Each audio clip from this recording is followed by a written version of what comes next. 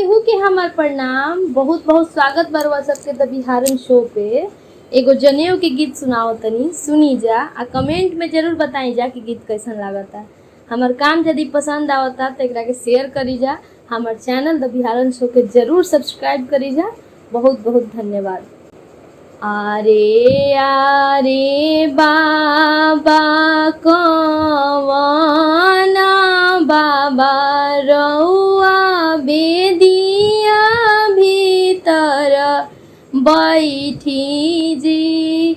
आरे आरे पापा कवना पापा रउआ बेदिया भीतर बैठी जी।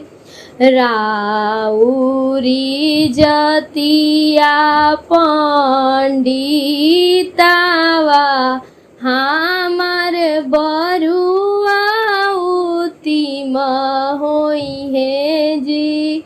राउर जतिया पंडितावा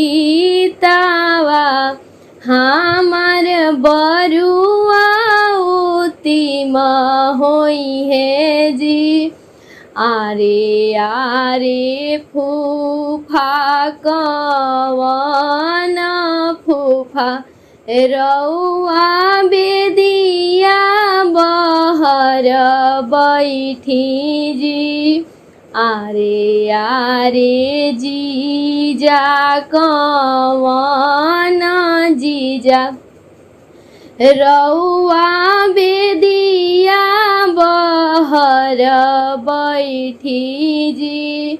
राउर जतिया कुजतिया